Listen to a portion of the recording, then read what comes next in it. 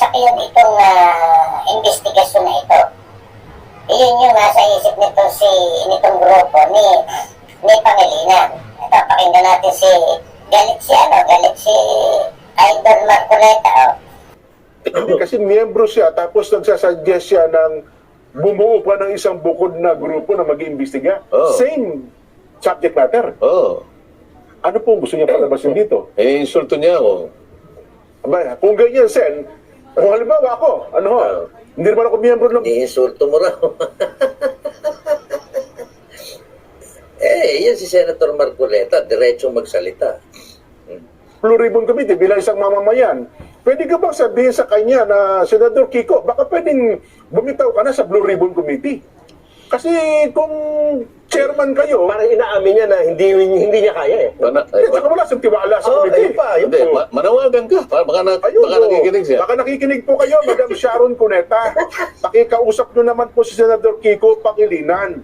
Naku po pwede mapakiusapan mo, bakit mo naman meminosen yung Blue Ribbon Committee sa pangunguna po ni Chairman Rodante Marcoleta, na bubuo pa ng isang komite, baka pwede yung sabihin nyo, magbitaw ka na lang dyan sa Blue Ribbon Committee, umalis ka dyan, para hindi naman hindi nakaka-insulto Kasi ginawa mo. tama ka dahil unang araw pa lang di ba? Parang Yun na yung nga. first day of class, sinabi mo na ayaw ko sa classmate ko.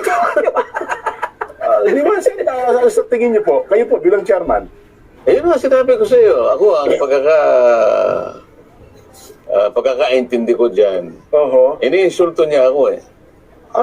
Ako naman, ayaw kong iniinsulto ako. Opo. Ang pagkakaintindi ko dyan. Iniinsulto niya ako eh. Ako naman, ayaw kong iniinsulto ako. Opo. Kaya kung gusto niya akong palitan, magpresenta siya. Na chairman ng Blue Ribbon Oo, at Committee. pakita niya na mas marunong siyang gumawa ng mandatong itinalaga sa committee na yan.